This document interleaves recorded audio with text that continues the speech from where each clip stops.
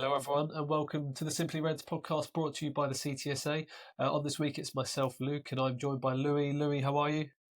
I'm very well, thank you, Luke. How are you? I am good. What a weekend it's been, buddy. What are we on now? Back to our best following our 8th league win of the season over fellow strugglers Bristol Rovers, our first win in 9, our first clean sheet in 12. It's a victory that doesn't change our position. We remain 22nd, but reduce the gap to Bristol Rovers, who occupy 20th, now just 9 points ahead. I say just. 9 points is a huge deficit to overcome with, 8 games left of the season now. So, yes, it's been an interesting week, I guess. Obviously, we had our emergency pod, me and Ruben, last Friday, just touching on the news that Scott Lindsay's back. So if you haven't caught that one, by all means do. But I'm sure we'll be talking about Scott Lindsay again tonight and using a lot of lyrical magic to discuss, a man who's got us our first win in 9 games, as I said. So, Scott Lindsay back in the dugout, back fist pumping, and back getting Crawley 3 points. It's almost like he never left. Well, let's just quickly touch on the fact that we obviously did beat Bristol Rovers on Saturday. We had the emergency loan of Lo Tutala come in, along with Flint, Ibrahim, Armando, and Hepburn Murphy. And they replaced Wallacott, Radcliffe, Kamara, Swan, and Shawunmi. 56% possession, 11 shots, 7 on target, and a 1.93 XG. I'm sure some of that was probably brought up by the chance for Doyle. That I'm, still shocked that he missed a little bit, but equally, it came at him quickly and it was bouncing, so it was always going to be a tricky one. And 350 accurate passes, 358 accurate passes, 80% success rate. So, just before we actually start talking about the game and I carry on with the being the statistician, XG, that was our 6th highest XG of the season on Saturday, 11th highest for shots, our 2nd highest for shots on target in a game all season long in the league. Can you tell me what game we had our highest shots on target? We've had other games where we've had 7 shots on target, but we've had one game where we've had 8 shots on target. It wasn't Wrexham away. I think that was 6 or 7 from when I checked. I believe we absolutely battered them and somehow didn't win. Yeah, I actually didn't write it down, but I'm pretty sure it was actually the Reading game where we lost 4-1. We had 8 shots on target. Yes, no, I was going to say. I mean, the amount of times we brought up that game recently. Yeah. And I couldn't even remember that one. Yeah, it must be that one. It's certainly. Let's talk briefly. Let's go into the positives then, because there were a lot of positives on Saturday. And it was actually quite hard to write and think of any negative comments to say. Although I wouldn't say there were negatives, but stuff to improve on. 7 shots on target, and a lot of those chances were good chances and forced a keeper into a save which hasn't been the case in recent weeks, wouldn't you say? Yeah, it was genuinely. I mean, I was expecting some sort of improvement. I was expecting us to play with a bit more urgency and a bit more, a bit of a quicker tempo. But I wasn't quite expecting that, particularly the first half. I think it's according to FOTMob, 4 big chances created in one half, which I'd love to know the last time we created 4 big chances in 90 minutes, let alone the first half. And yeah, just some of the football, it was just a lot quicker. It was, one touch. It was, I mean, I guess with the caveat that, Bristol Rovers travel awfully. I think they've lost 10 of their last 12 games or something like that, before their last 12 away games before coming to us on Saturday. So you kind of have to keep that in mind. But I just thought we played some really good football. We looked suddenly a lot more confident, and that's the biggest difference. I don't know how you get, one maybe 2 training sessions that Scott had with them, how you get that level of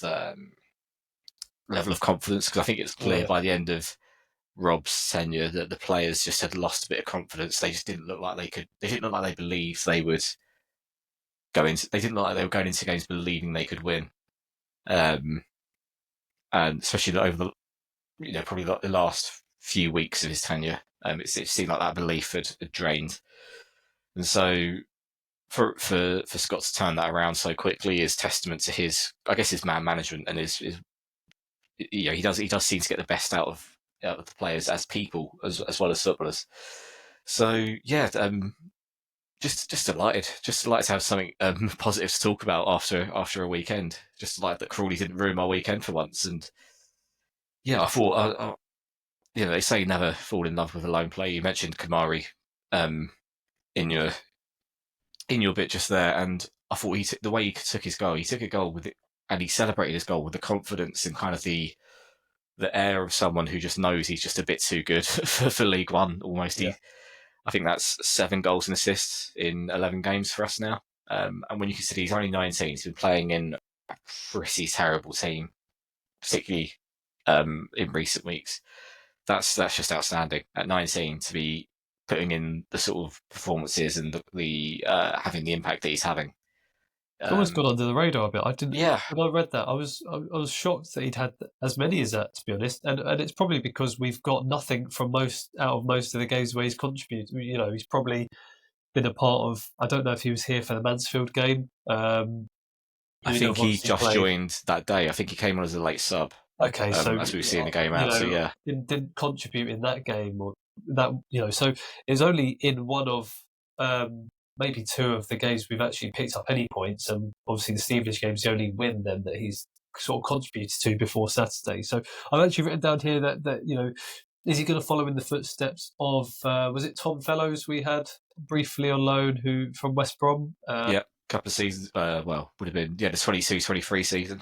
Has gone on, albeit Kamari Doyle has probably been more impactful, but Tom Fellows was still good, and I think we could see at the time that he was going to be a good player, and he's obviously gone on to star for West Brom. I think he's had England call-ups to, I don't want to say under 21, but I think he's played and scored for the under 21s. Yeah. Okay. So back in November. He's and admittedly, Kamari Doyle's through the Brighton Youth Academy, so an established Premier League club, as opposed to, no disrespect to West Brom, who are sort of Championship team at the moment. So yeah, it's just evident to see that Kamari Doyle shouldn't be playing in League One next season if he's going to be loaned out again. He should be, pushing for a Championship team to test himself. Yeah, at the very least, like a top end League One team, maybe like a Stockport or any one of these teams that are sort of around the playoffs that might not go up, because I think that's he can make such a huge impact. Yeah, like you say, he's gone under the radar. If you consider what Louie Barry was doing at Stockport in the first half of the season, where he was just winning them games and winning them points on his own. Obviously, Kamari's not had the chance to do it because he's playing in a worse team. He's only had 11 games for us compared to Louie Barry probably starting 20 odd games for Stockport. But it almost has that similar feeling of just a guy who's just dragging a team along at times and just can make something out of nothing. He knows he's got that. Yeah, it reminds me almost a little bit of when we had Carl Grant all those years ago. Just someone who was just a little bit too good. It just had that impact and had that end product as well. Because you mentioned about Tom Fellows, he was someone who he could beat players for fun, but he hadn't quite developed his end product yet. He was probably a little bit unlucky not to score or get an assist at times. Whereas with Kamari, he's just got that end product. It's either a pass or a finish on both feet as well. He's got absolutely everything. I still can't believe that Exeter weren't playing him. I can't get my head around that. I don't know. It's a strange one, especially since Exeter fans did rave about him as well. Yeah, we're disappointed to see him leave in January. So their loss is our gain. Maybe Absolutely. It has something to do with location as well. But we've got to enjoy him, albeit it might not have had the desired effect that we want ultimately, which is to stay in League One. But never say never until it's over, I guess. But ultimately, it looks like that it won't have the desired effect. We also saw a returning Josh Flint for his first start since October, maybe November. October the 28th, I think it was Northampton Oh, right, away. He you've went had down that with a late etched in your injury. diary. Etched in your Yeah, diary. I think it's because I mentioned him on Twitter the other day, and I think it was I can't remember who it was now. Apologies, but someone replied saying his last game was. I knew it was the Northampton game, but someone replied saying it was October the 28th. And yeah, he was just outstanding, wasn't he? Back to his Just best, isn't he? I Like he's mean, not missed a game. no, that was the incredible thing. Obviously, he came on as a substitute at Huddersfield, um, but that was his first football in what 5 months or so after a pretty nasty knee injury. It sounded like. And yeah, like you say, it looked like he'd never been away. He was just. I couldn't believe. I knew. I mean, we all know how good he is. But I couldn't believe just how he just got back to that level straight away. 'Cause sometimes players, I mean, often they'll take a while to get back up to speed, particularly match fitness. You just wouldn't know he'd been out for 5 months, and I think that's the highest compliment you can pay him for that performance. He was absolutely outstanding, and Um, you have to wonder how many of those games where we've lost or where we've crumbled defensively or where we've been struggling to build out from the back. How many of those games that we've lost in the last few months would have been different with him at the back? yeah, that's fair. And as you say, it's sod's law that Rob, for almost his entire tenure, didn't have arguably our best defender. Yeah, Um, and as soon it as kind he of sums it up goes, for him, doesn't it? he's played 90 minutes, and one of the man of the matches in a victory. It's whatever could go wrong for Rob Elliott during his tenure as Crawley boss did go wrong, it seems. Yeah, And absolutely. you kind of have to feel for him, and it just wasn't meant to be, was it? Um, but to so sticking with the defence, a clean sheet, our first in 12 games, fantastic, thoroughly deserved clean sheet as well, considering for much of the second half. I wouldn't say it was necessarily backs to the wall, but the pressure was certainly on the defence to keep away a Yeah, Bristol Rovers team who were sort of pumping balls into the box. Limited them to one shot on target, which again, phenomenal for us. It feels like it's usually we're giving away several chances, good chances in a game. They had only 7 shots in total, I think. And obviously the debuting Timothy Lowe Tatala, who has endeared himself very well, potentially the shortest loan who has endeared himself as well to a fan base as you mm. could get. not even 7 days really, was it? He signed on Friday, played Saturday, and he's gone. It's 2 Yeah, days effectively that he was with the club. So the seller. I don't know if you saw where from where you were sitting, but the first thing I noticed after we scored, I just glanced around the stadium as I do when we score, almost in wonder that we scored a goal, and I just see him like jumping around, fist pumping, running over to the south stand. It was a joy to behold, and I couldn't get my phone out quick enough to actually record him, but someone did catch some of it on TikTok and put it on X. I saw yeah. in the last couple of days. So yeah, he didn't have I was much to standing do. basically not just to the left of goal, so right in front of where he did this massive jump and fist pump to the crowd, and it was like 20 minutes in. I'm thinking he absolutely loves it. He must like I know we must have been very close to signing him at some point because I know we were linked in January with him and possibly back in the summer as well. Well, I So saw after the game. After the game, he was surrounded by a lot of young Reds fans waiting for signatures and pictures. And then a song broke out of what were they singing? It was something like I think they were just chanting "sign" basically.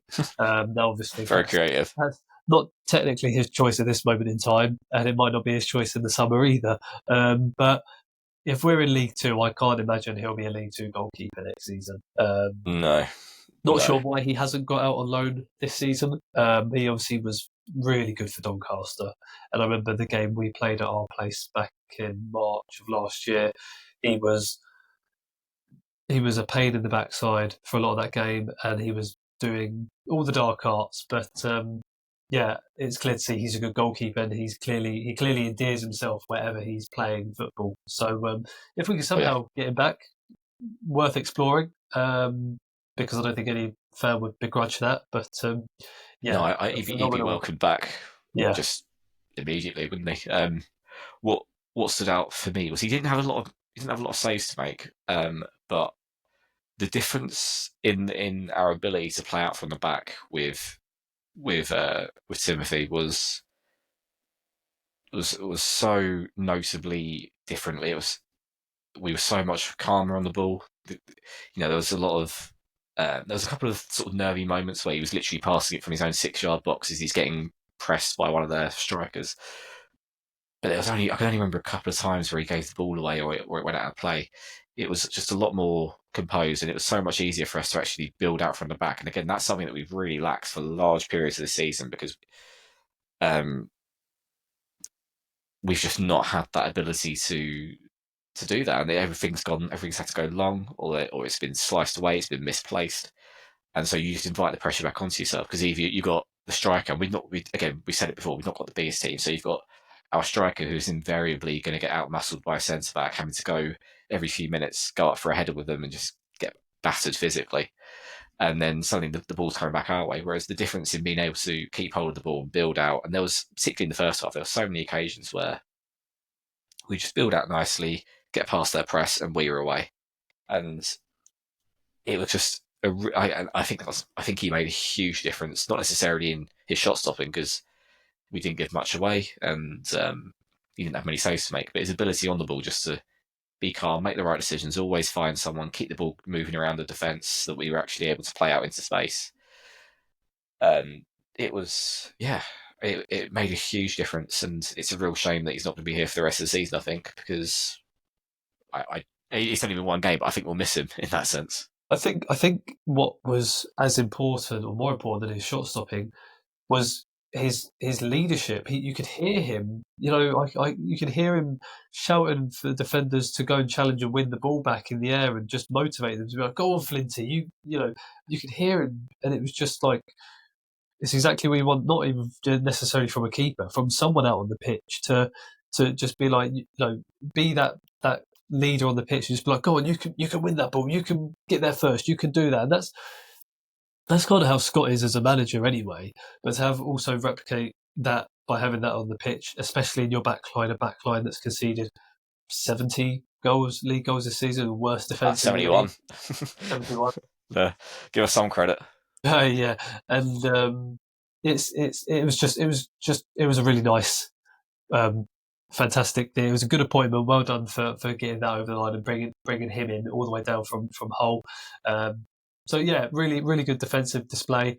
Like I said, there aren't really any negatives to talk about in this game. I think the big negative for me was we didn't put the game to bed by half time.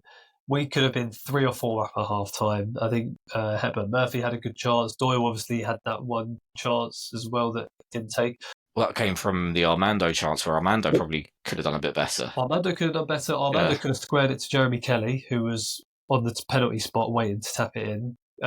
So slightly selfish from him, but equally, if you're feeling confident and you're 1-on-1 with the keeper, that on another day that's 3 inches higher and it is over the keeper's hand into the back of the net. It wasn't a bad effort by any means, and we still should have scored the subsequent effort with Doyle. So, yeah, but keepers are allowed to make good saves as well. We always say, they should score from it. But keepers are allowed to make a good save. Yeah, of course. That's XG. I don't know what the XG was on the chances, but like we said, it was a high XG for us in that game. But yeah, the game should have been put to bed by half time, but we still did phenomenally well in the second half to manage the game. I think that's maybe the other thing is that we do tend to maybe peter out of games a little bit and maybe don't keep up that pressure for enough to create many chances in the second half. I would have been alarmed if we'd have conceded. I wouldn't have thought we'd have gone on and tried to get a winner or would have been able to push on to get a winner. But obviously it wasn't to matter because we were solid at the back. Yeah, I wonder if there's a slight, because this is something that we've seen as a kind of a bit of a trend over the season. It's just slightly, very good first halves and then second halves where we just don't quite, or maybe like last 25 minutes or half hour of the game, we just kind of, whether it's just a lack of fitness or a lack of, I don't know what it is, whether it's tactical, I doubt it. But we just seem to just lose a little bit of momentum and a little bit of steam. I think I even, going back to the first game of the season, the Blackpool game, we were 2-0 up. at half time, and then second half we just never really. I remember we never really got going. We gave them a late goal to let them back into it, Oh, yeah. and that was the first game of the season, so that was under Scott. So it's been a consistent Yeah, theme it's throughout not a both Scott thing, it's not a Rob Scott and thing. Rob. Yeah, it's I mean, whatever it calls, it might not be a fitness thing. It might just be a tactical thing where obviously managers adapt throughout the game. But it has been a bit of a theme and a bit I of a think you can trend. put yesterday down to being a fear thing, probably as well. Yeah, there's Not possibly a often, mentality not thing. often Yeah, we get deep into games and we're still leading. Obviously, the last one I could think of outside of say Stevenage, for example, was probably Bolton, and look let's how not that go there. ended up. Or Exeter before that kind of thing, or Mansfield. So two of our last four games where we've been getting into the deep stages ahead, we have capitulated ultimately. So yes, that's I think fear and a nervousness probably weighed into Saturday's second half performance. So we're 9 points adrift.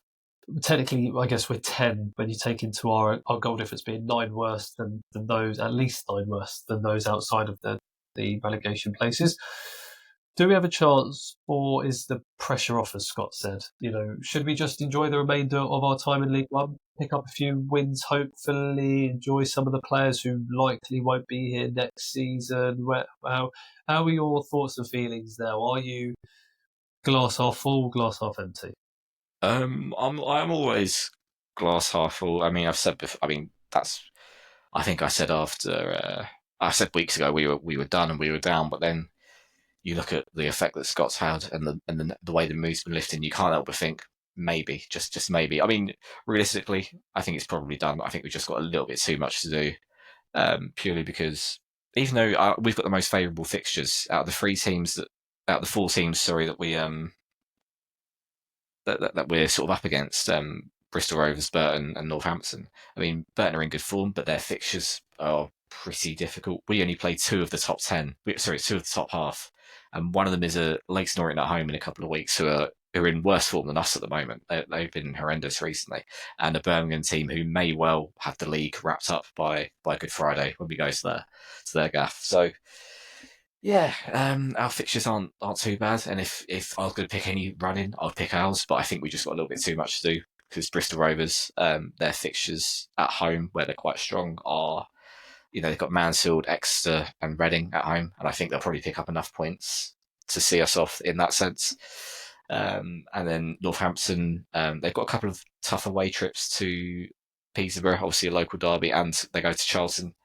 But I think their home fixtures, again, Wigan, Reading, and Shrewsbury, I think they'll probably see them home as well. Obviously, you never know. And this has been a very weird season where, Shrewsbury have beaten Birmingham earlier in the season, for example. And they've also beaten Wrexham, I think, as well. So, teams at the bottom can, you don't quite know how it's going to pan out. We kind of need Reading to do us a favour. Against both Bristol Rovers and Northampton, if they drop points. I mean, all we can do, I think, is take it game by game. As long as we're still in it, as long as we're picking up points, that's all we can do. Because the teams around us are around us for a reason at the bottom, because they're not very good either. So you kind of have to hope that if we can put together a good run of 5 or 6 games. I always said if we go into Northampton, our final home game, with being 4 points off, I think we'll stay up. I think that's kind of what I've been thinking for the last few days, because our last 2 games, Northampton and Shrewsbury, I would want those 2 fixtures over any others. Northampton don't particularly travel that well, and by that point they'll be within reach still. Hopefully, I don't know. I think we have to, like you say, try and enjoy it. Try and enjoy trips to places like Birmingham. Try and enjoy Stevenage away in a couple of weeks, which hopefully will take a decent crowd up the Thameslink line. And then just try and like you say, try and enjoy some of the players we've got. Bradley Ibrahim, who I think has gone under the radar. Another player who's gone under the radar a little bit this season. Just very consistent, very solid. Just try and enjoy the lone players like Kamari, like Bradley. Try and enjoy Josh Flint while he's still here. While we've got him for the next few games. You just don't know. You just don't know what's going to happen in the summer with the recruitment. So I think just game by game, try and enjoy it. See where we end up. If we're still with 2-3 games to go, if we've still got a chance of staying up, then Scott's done something very special in over the next few weeks. Let's go on to some questions from the fan base. Got a couple of questions from George, and his first question is thoughts on members of WAGMI speaking up. Now, the only member of WAGMI that I can think of speaking up is Ryan Gilbert, who before Saturday I had never come across. I knew of him, but I've never seen him active on social media or anything club related. But when the Scott Lindsay news broke, he was everywhere, it seemed like, on social media, and has been recently. And he put up something the other day about some graphic of a football on a football pitch that said RH11 in it. So yeah, I don't know. I think we'll touch on something later that's cropped up today on a social media channel. But yeah, something seems potentially different at the moment, and maybe it's something that we'll touch on later. Yeah, I mean, I think something that there's very clearly an effort to be more visible, particularly from Ryan. I suppose I don't know what exactly his role is within WAGMI. What his role is with the club. But I think it is.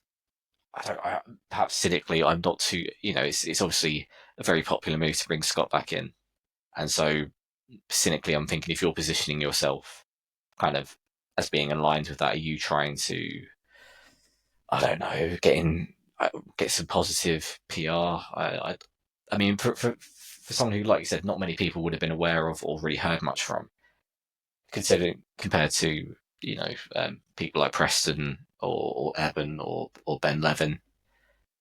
It Or even seems, the likes of Hunter, for example. yeah. Hunter doesn't have a day-to-day involvement in the club, but still hear and see him on social media relatively I active. think that the timing is interesting.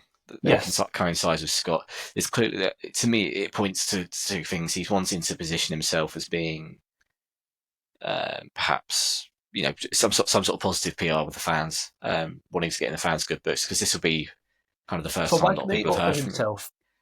Probably a bit of both, I would say. I think, and does it point to potential sort of restructuring of the ownership, which, I mean, God knows how that would go, how that would look, how that would work out in the long term, whether it would change much. I know we're gonna come on to that in a bit, but I think you don't have significant figures within the ownership or within the investors sort of making noise like that without good reason, I guess, is what I'm getting at.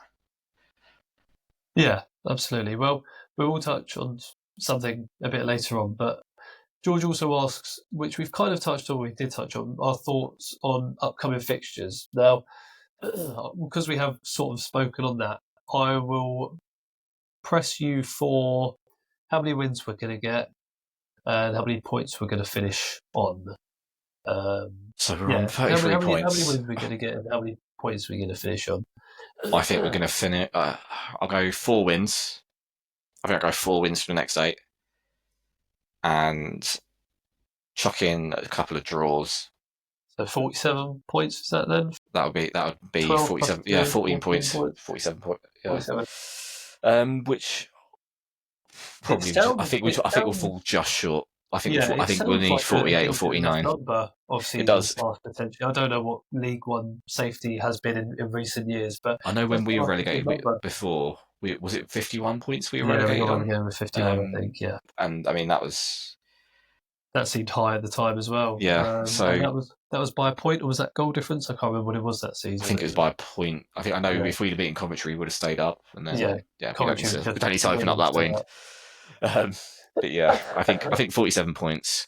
I think we'll probably lose at Birmingham, and I feel like we could lose at home to Peterborough next week. But I could see us picking up points in basically every other game. If you look at the fixtures, we've got every reason to believe that those games are winnable. I think Exeter and Leyton Orient and Northampton at home are all winnable. I think Rotherham away, I wouldn't be surprised if we get a point there at the weekend. And then, yeah, I think every other game, the only two games I'm particularly hugely worried about are Peterborough and Birmingham. And if we somehow get something from those games, then God knows what could happen. But yeah, what about you? I think if we're discussing the next four, we need to win three of them, and there are three winnable games there for us. Stevenage away is although Stevenage are on a bad side by any means, I think that's a game we could maybe. It would be a bit of a surprise if we won, but I still think we could win there. So I think we definitely need to win like three in each of our next four games. So yeah, 6 wins. But It's a just tough one. where they come from is going to be tough. I keep forgetting we've still got to play Exeter at home as well, and I would really love to actually get one back on those. To be fair, so we'll see. But I think win three of the next four is key. We have to do that. I do think we'll maybe come slightly short. We'll probably win. I think we might win 2 of our next 4. I wouldn't be surprised if we won Saturday. Hopefully we do. But I just think maybe again we will just have we will have that dip at some point. I don't think we can sustain to get 6 wins from our. We haven't been that. There's no way one single person or manager change can surely be the golden ticket as to why we have only won 7 in the previous 37 to then go and win 7 of the last 9. That to me, I can't fathom that. But then I also said I can't fathom Scott Lindsay coming back, and here I am booking tattoos for a beard on my leg. So there we go. Which we're all very excited for. Yeah, to be fair, I said the same. Even up until maybe a week before, I just thought this why are people talking about Scott coming back and sacking Rob and bringing Scott back because he's never going to come back. And so I'm glad I was wrong, but I was very wrong on that. So yeah, I'd love to be wrong now. I think we will just fall slightly short. But while there's hope and while there's a bit of optimism around the on the pitch stuff, at least I'm going to choose to believe. Because do you know what? It's just nice to it's nice to have something to get behind again. It's nice to have that bit of belief. It was nice on Saturday to go into the game feeling really up for it rather than just dreading it and not really. 100%. Yeah. So I think that for me, as long as we've got a bit of hope, I'll continue to be absolutely delusional. Ultimately, we just wanted to come. We knew this season was likely going to end in relegation. No one is shocked we're in the position we're in. You'd have said we're going to finish between 21st and 24th. You'd have hoped it had been 22nd, 21st, but close to the 20th, 19th. I thought we would give a good fist of it, and unfortunately, I didn't think we would be 12 points adrift at any point of the season.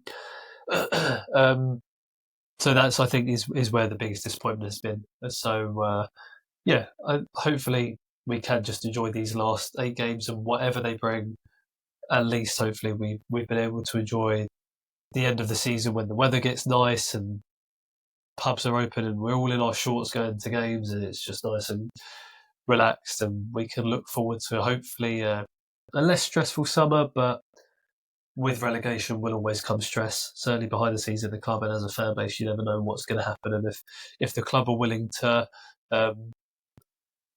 take apart a promotion winning team, or if a promotion winning team is taken apart, then obviously a relegated team is also likely going to be taken apart, with 2 of the more notable players being loans as well, in Ibrahim and Doyle. I think that this is possibly a question that we can talk about on another episode, maybe later in the season. But I think at some point it'd be good to go through kind of just what players we would like to see here next season. Because I've certainly thought about that a lot recently, kind of mentally preparing myself for a League Two slog, whatever happens next season. And there's definitely some names that we're probably not bothered about seeing again, but I think there's certainly some players who would be the core of a really good League Two. So I think we can come on to that another time. Definitely one to do for just after the end of the season, or just after we are confirmed as relegated. I think we'll save it, because it'd be awful if we did one and then suddenly we somehow stayed up and we have egg on our face. Last question then from Stephen: do you think that Scott Lindsay coming back is an indicator WAGMI have changed their business plan, or just a smokescreen to take pressure off them? Really good one. I mean, my initial impression was that something must have changed, or something is going to change. And this is just kind of based on the fact that I think it's fairly well known why he chose to leave. And I think I think it's it fair was to say, certainly a big factor, yeah. And so I think for him to come back when he probably wouldn't have had to wait that long for another job, or he could have just wait until the summer, where a lot of teams will be changing their manager. I mean, I fully expected him to get the Gillingham job, for example. So that's kind of where I thought he would be heading. So I think it's an indicator there's something, and it kind of ties back to what I was saying about Ryan and how he's kind of suddenly jostling for a bit of space in terms of what he's been suddenly talking a lot on social media. So I think that perhaps all links together. You know, Scott coming back, you would assume that something that he wasn't happy with before has now changed. I think And for him to come with in, for Scott to come back, there has to be wholesale changes. It's not just going to be a single person, or there's going to be it can't just be a single person. It's got to be a person / people and some sort of cultural shift in terms of how things maybe are done behind the scenes. Because Scott Lindsay's first choice would never be to come back to Crawley Town, because we are a small fish. Fact. And I'm not saying Scott Lindsay's a massive fish, but there's a reason he jumped at the opportunity to go to MK Dons. MK Dons are a bigger club than us. Fact. Despite only being 20 years old, they're a bigger club than us. They have a huge stadium, a bigger fan base. I don't know what their numbers are, but I'm sure they must still churn out more than we do, despite their stadium looking 95% empty most weeks. And they have and they've always had notoriously bigger backing. They've been a championship team, for example. And so when that didn't end well, you'd have thought Gillingham would be a potential fit because, again, deeper pockets than us, a backroom staff of knowledge, a wealth of knowledge. But equally, they're not, they've only gone backwards in a way on the pitch under their ownership. So Scott would have again looked at that and gone, I could go and be a hero there. And if he'd have waited earlier in the season with us, he could have maybe got opportunities at Reading, or although who'd want to go to Reading right now with the unfortunate position they're in, or a Charlton when was it Nathan Jones was under fire, for example. So I'm just staggered he'd come back to us, because I don't know why, unless Wagme or whoever is funding it and wanted to bring him back has got incredibly deep pockets and forked out what I imagine must be a lot of cash to tempt him back. Yeah, I think I'm in complete agreement. Something significant has to have changed in his kind of working environment at the club, whether that's recruitment, whether that's I think that's probably quite a significant one, to be fair, recruitment, because he made it fairly clear. He made it as clear as he could without saying so that he wasn't particularly happy with a lot of the outgoings last summer. He didn't want it to be, I think his words were, no one wants it to be a revolving door. So perhaps something significant has changed in the recruitment side of things, where he's maybe got a bit more of a say in it, or whether he's been promised that that's not going to happen again. Whether you'd believe that promise if you were him is another thing. Yeah, but certainly, I think we've also gone off to go back to Stephen's point. I do think Wagme might be changing something within their ecosystem as to how they want to run the club, which is welcomed, because the last 3 years have been we got promotion, but equally we're staring at relegation this season, albeit there's reasons for that. We nearly got relegated in their first season.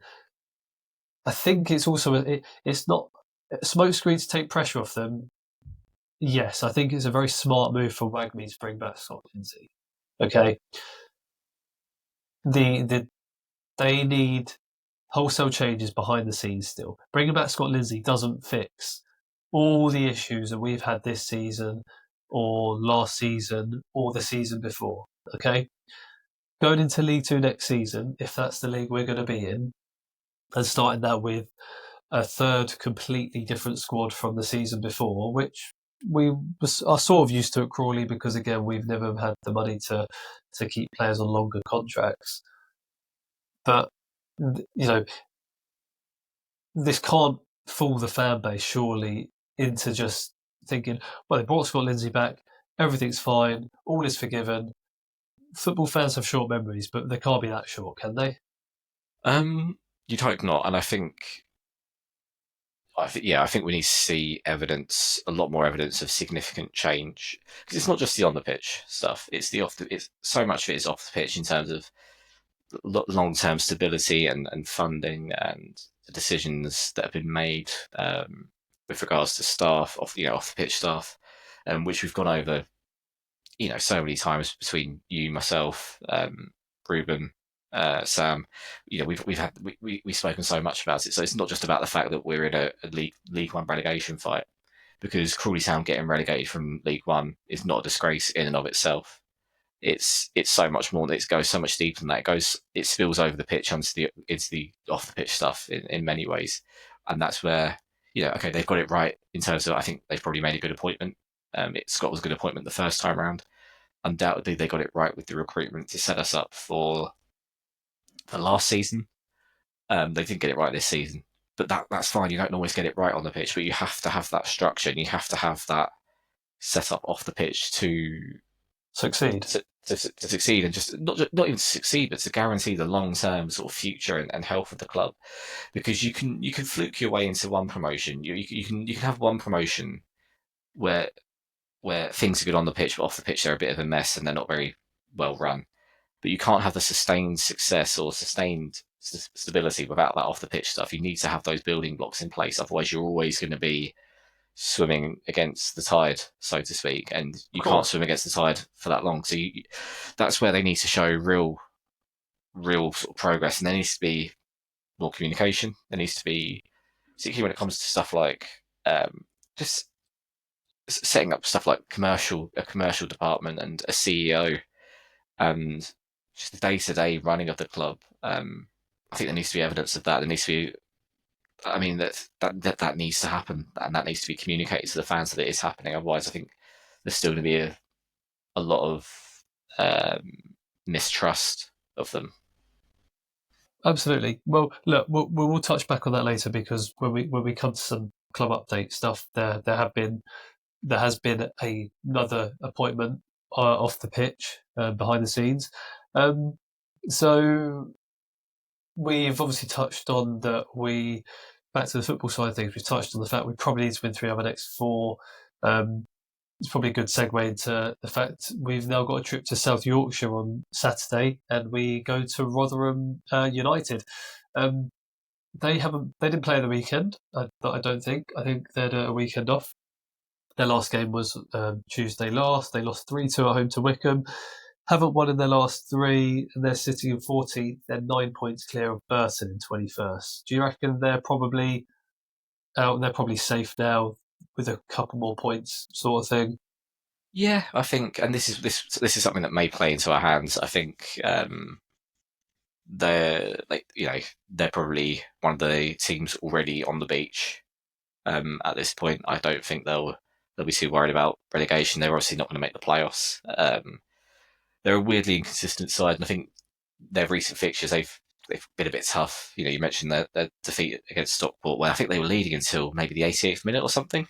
Our old friend Sonny Bradley scored, and so they're not a bad side. I think they're a side that perhaps they're underperforming, though, aren't they? They got relegated last season. Brought in Steve Evans towards the back end of last season. Brought in, was it Johnson, Clark, Harris? Did they bring him back in, I think, or they brought in someone from Clark Harris, team. So everyone, certainly I was thinking, oh, here we go, right, Rotherham do their usual thing of yo-yoing between the League One and the Championship, and it hasn't been that way. They've had not by their standards in League One, they've had a torrid year. They've had a terrible, I think, away record this year. We obviously beat them earlier in the season. So I just wanted to take a trip down memory lane, Louis. Okay, 25th of January 2014, the last time we visited the New York Stadium. I don't know how you pronounce the sponsorship term for it now. The AESSA or whatever it's called.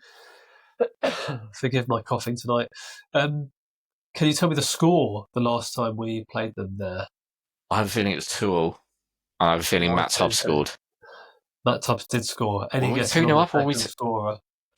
We we weren't 2-0 up. We conceded in the 96th minute to make it 2-2. Matt Tubbs, and I'm going to go. It's going to be someone like Billy Clark or Paul Hayes or maybe even Jamie Proctor. Josh Simpson, of course. And I'm guessing at that point, based on some of the notable players in the squad from that time, their manager would have been a certain Steve Evans. It would have been.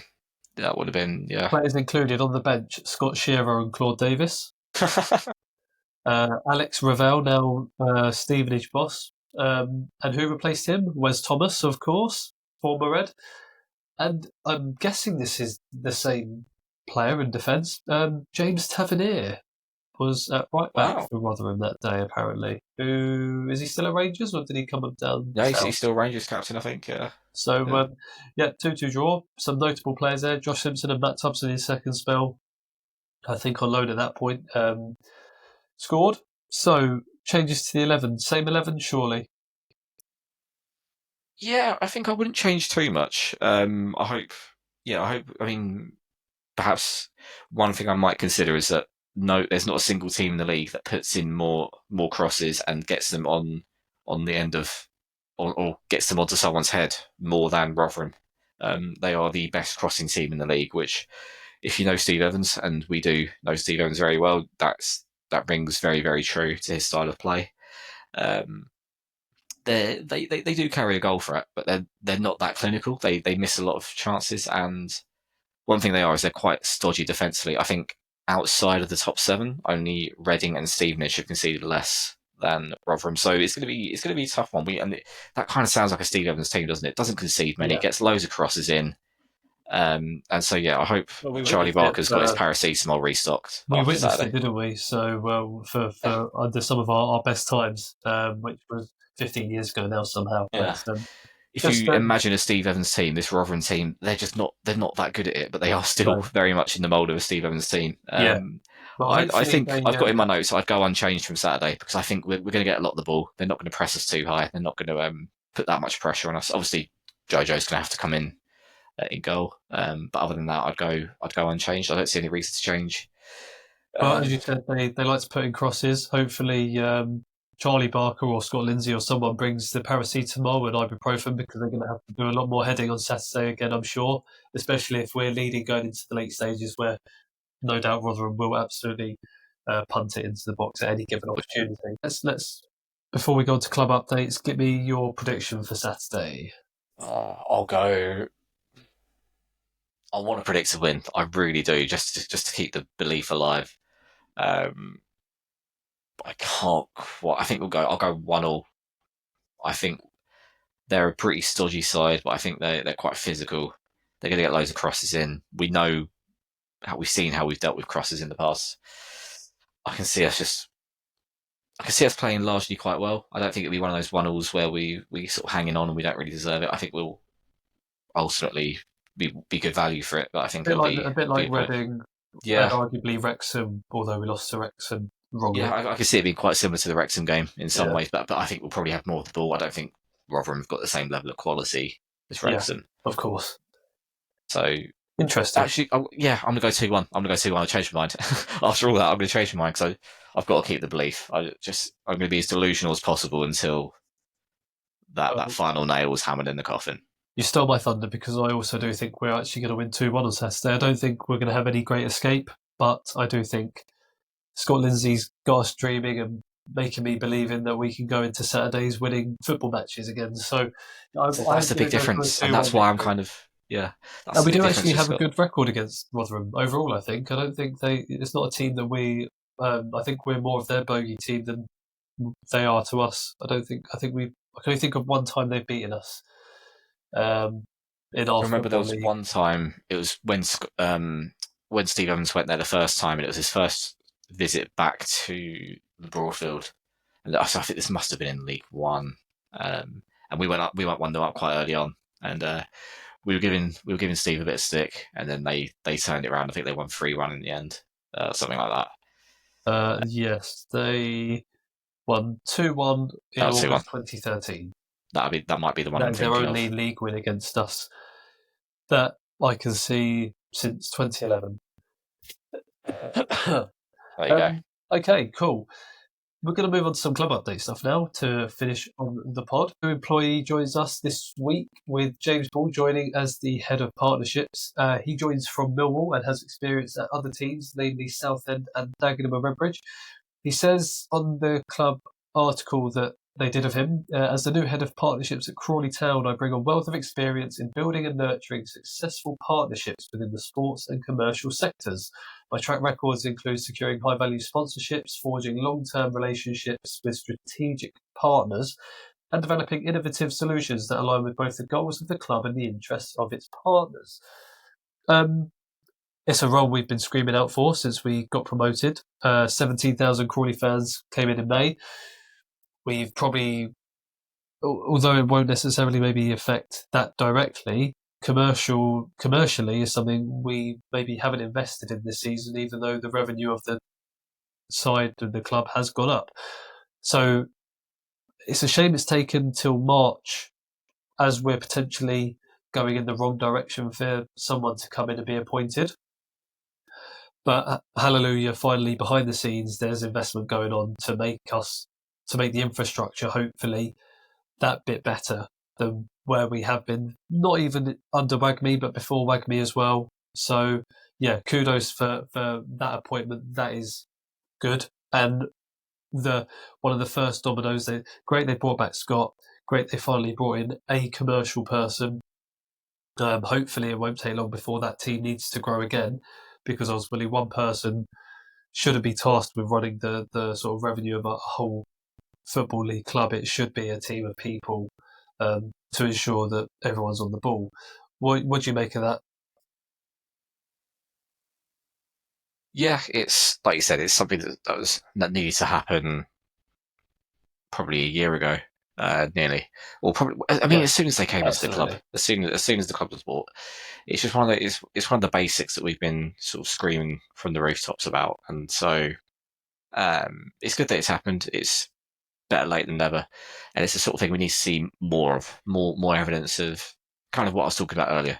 You know, proper infrastructure around the club to set us up for, to actually act like a professional League Two, League One club, rather than a club where you've got a handful of people trying to do everything to the best of their ability. I've got to stress that. But no, this isn't a slight on anyone I think who works at the club at the moment. This is a whole new role that's been needed, that the ownership haven't invested in for 3 years, and it's good that they've finally done it. So let's make sure it's not in vain, and that actually James can come in and hopefully put some things right and improve things. And he's actually got experience in this role, which is nice to see. So yeah, hallelujah.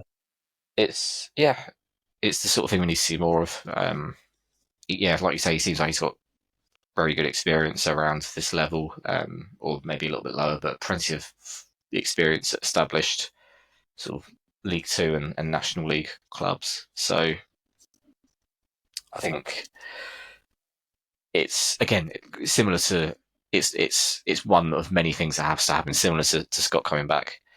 It's one of many things that has to happen before, and we'll have to see evidence of how it's positively impacting the club before I think fans can begin to trust the direction the club's going in. But yeah, certainly it's the right. It's a small step in the right direction in terms of what we need to see from the club and from the ownership. And then in more club news, Fight for Survival tickets, a clever little play on words there. Yes. The Fight for Survival ticket bundle entitles fans to gain a discount, which for adults could amount up to a £20 saving. Should an adult fan purchase a seated ticket bundle for the final 4 matches, they will receive the package for £60 rather than £80. So far, 82,600 people have joined us at the Broadfield Stadium during the 24-25 season, and we want to help give that final push to tick us over 100,000 for the first time in the club's history. I've worked out that is 4,350 fans on average per match for the final 4 matches. I think that's probably achievable, I'd say. Certainly with this deal, yeah. And I think it's a great move from the club. I think it's certainly a step up from the sort of £2 for £2 deals that we've seen over the last couple of seasons, which I quite like. I know some people didn't like them, but I think this is. I didn't think they were a bad thing. I think anything to bring more people through the gate it should be tried, and certainly this is, I think, a really good move from the club. It'll bring in a bit more money than the £2 for £2. Just to show we're 9 points. It's obviously playing off of the good feeling that's been generated. Just to show we're 9 points from safety that they've done it probably slightly too late in a way. If it was 3 or 4, it'd be. I mean, that's the thing. If we're relegated by the time we play Northampton, then that, or even, it might feel a bit pointless. It's a good incentive. Ultimately, it brings potentially more revenue that the club haven't. I did see something earlier saying they've had a good uptake in that. I think they tweeted earlier today. So, if it works, it works. It's just good. I think doing stuff like that, whereby fans in today's day and age, and it's always been one of WAGMI's strongest points, is their ticketing policies. Ever since they came in and slashed season ticket prices, even or kept them the same or increased them, but below with what seems to be the normal trend, including this season. Obviously, we don't know what next season's going to bring yet, and understandably, I guess they would say, because we don't know what division we're going to be playing in. And on to the final topic tonight, a bit of humour. I don't know what you want to call it. Certainly a rumour, that's for sure. Ownership changes afoot. There are rumours circulating, or certainly on Instagram, that the Kalili, forgive me, I can never pronounce their name properly, so I do apologise. Kalili brothers are set to take over chairman roles from Eben and Preston. Now, Eben obviously isn't a chairman, he resigned last year, so I'm not sure whether that means Ben or if it is Eben, but it isn't necessarily retaining to chairman roles. And Ryan Gilbert being more involved. It kind of does add up, though, doesn't it? I think that there must. It's strange that comes out just after Scott Lindsay comes back, and after Ryan Gilbert suddenly is active over X during the course of the weekend between sort of late Thursday / Friday morning into Sunday. Look, I don't know anything about the brothers. I know they're obviously shareholders within the club. We had the whole incident back in January surrounding a tweet, whether it officially was or wasn't them. That account's no longer active, so don't know. But it goes back to, forgive me, Stephen's question earlier about whether there's a change in the business plan or if it's a smokescreen to take pressure off of WAGMI. Now, if it is true, and like I said, this is a rumour, so what are the chances of it happening? I don't know. Why not talk about it, because it's out there in the Crawley sphere online. What do you make of it? I think personally, it's got to be somewhat of a benefit if it's happening because there's going to be severe change. If they're just doing it because someone wants to have a higher ownership in the club and nothing's going to change, then it does nothing for us, quite frankly. We will see no positive benefit from that. If someone's going to come in and say, no, we're going to change things, this is how we're going to change, because ultimately, WAGMI can say, oh yeah, we're putting in £3 million a year, blah, blah, blah. Yeah, and you're doing nothing to stop that rot of putting £3 million in a year, are you? Now maybe you are, because you're starting to bring in. You've brought in a commercial guy. Now he's obviously not going to return you that £3 million year on year, but someone obviously wants to come in, maybe change things up, improve that infrastructure, which is one of the big things. That's surely what we need as a club, isn't it? We need people to come in who are actually going to run this club, and bring in people who are going to have an idea of how to run a football club on a day-to-day basis, and not have people who I feel it's insulting calling them chancers, but ultimately they kind of are, aren't they? They aren't experienced personnel with running a football club, and yet they've tried to do it for the last 3 years. Yeah, the key thing, I think, and you said it yourself, is anything going to change significantly, or is it just going to be more of the same, but just under a different name, or a different owner, different chairman, whatever the role will be? That's if, of course, it is happening. Yeah, but I think, like you say, it points to. I think it all points to something is happening. Ryan Gilbert suddenly being more present and more active and engaging with fans and replying to people on Twitter.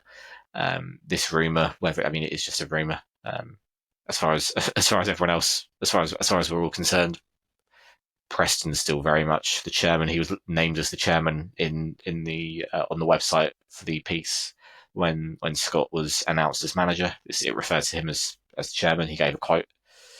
Interesting though, wasn't it? It was interesting. Yeah, I don't have the exact wording in front of me, but he did say something about our lead investors, or wording around that, which is, maybe it's not different to anything that they've put out before, but it's certainly not something I've recalled. And it's interesting wording from saying something like yeah, no, we, that is or, you know. definitely something they've not. It just feels like this last week there have been phrases or coincidences that could align to potential wholesale changes being done at boardroom level. And like I said, that's all well and good. But are the changes also going to mean that those changes are going to impact who the chairman are of our football club, and have people who are willing to leave egos at the door and know that maybe they are the right people to run football clubs on a day-to-day business, and and employ people and put people in charge who do know that. We see it at Gillingham, for example, the infrastructure they've put in place, and sure, on the pitch they maybe haven't gone as it was expected, but you can't fault that if and when their ownership leaves, they probably have left them in a better place, a more stable place, and so that can only benefit the club in the long term. So far, we haven't had long term thinking. It's always been short term, and of course, people want the best players on the pitch, but sometimes maybe you have to sacrifice some things, the short term, for the long term. So yeah, if whatever the case may be, this might be something we never hear about ever again, and it's complete waffle. But if there are changes to be made, hopefully they change soon, so we can go into the summer with a completely reinvigorated mindset that we have got as good as we can get in charge to have a stable long-term plan for this football club. And with that, maybe also some more transparency.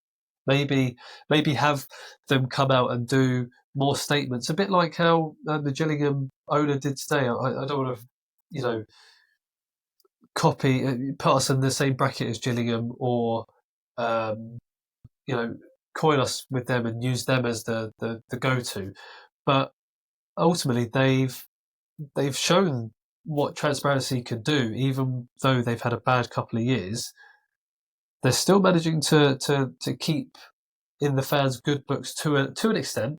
They're not perfect, and there are a lot of people who are unhappy at Gillingham, but they are still coming out, and they're still openly speaking to fans, and they're doing open letters surrounding about, we've got a 2-year plan in place with Gareth Ainsworth, blah blah blah.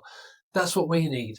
We need someone to come out and stop with all the shenanigans that we've been having, and that's leaving egos at doors. That's not just saying, oh, you know what, this person didn't say he wanted to meet a fan outside for a fight and brush it under the carpet. That, you know, fans are still disregarded to an extent through situations like this, like at the fans forum where Preston tried to joke or belittle someone arguably by saying, "Oh yeah, who is it that picks the team again?" And it's just like that. That needs to stop. That isn't a way of running a professional football club. One thing you said that you kind of took the words out of my mouth was about transparency. You know, there needs to be, if something does change significantly, it can't be like what's happened where Evan has stepped back from being a chairman, but is apparently still heavily involved in the day-to-day operations at the club. It can't be the case with Tobias Phoenix, where no one knows what his role is. Apparently he's sporting director, apparently he's just an advisor, apparently he's got a byline as a MMA fighter. We don't know what he does. So it's, you know, there has to be real clear. You spoke about the Gillingham ownership. They're very open and honest with the fans. They haven't done. I don't think they've done a particularly great job on the pitch. I mean, they've gone backwards, like you said, but you know, the fans can be reassured that they'll get answers to their questions. Whereas one of the big problems that we've had over the last 3 years is that we've had a lot of questions and not always, well, rarely got the answers, despite a few sort of open evenings or Q&As. Fans We forums. ultimately need people who will take action as well. We hear a lot of the time, oh well, we're planning on doing this, or yeah, we're discussing this, or oh yeah, we can discuss this as an idea. But there's never anything. There's no roadmap. There's no strategy, whether it be commercially or otherwise. Just in terms of, okay, well, this is who we've got employed as the club now, and this is how we're going to grow, and this is why we're going to grow our numbers, or to see a return on that. Because ultimately, you don't just employ people and then you employ people to see a positive return on their salary, don't you? Otherwise, what's the point of employing them? But yeah, so we've got to start seeing a roadmap now and start seeing people come in and make some sort of plan of action, because that's not what we've seen for the last 3 years, as far as I'm concerned. Yeah, and it goes back to what we said about, you know, infrastructure around the club, not in terms of, you know, building a new stadium, not that kind of infrastructure, but personnel in place, personnel who are making a difference and actively making the club more sustainable, more, you know, a more secure future. Because yeah, like I said, there's just been a lack of that over the last 3 years. It's always been just very, very short term thinking. There's not even been medium term thinking. It feels like so. Just a semblance of normality, of feeling like we've got a club that we can be proud of the way it's run. We can be proud of, and we you know, I mean, the amount of messages I get off my mates, it's like, oh, what's happened at Crawley this week, or you know, why have you got crypto traders as your owners? I mean, when that whole thing happened, when we first bought the club, it was like, oh my god, I mates messaging me, and I'm like, oh my god, how do I even explain? How do I even explain this? Like, what? It's so just having a semblance of normality and a semblance of just the feeling that we've got people in charge who kind of are planning, not just beyond this season, beyond the next season. They're planning for beyond even when they're gone. They're just putting the building blocks in place for a brighter or a more secure future. Because ultimately, if you take on a football club, there can be no short-term thinking in place to think you're going to get your money back anytime soon. You have to build and plan long-term, because I don't think many people go into football to make money, or they probably shouldn't. Certainly not in the English pyramid, that's for sure. But look, it's a rumour that's come about from somewhere. We'll see if it has any traction. It will be interesting to see if it does work out. And it seems like, if they're saying Ryan Gilbert's involved, well, what's happening to Preston and Evan and Ben?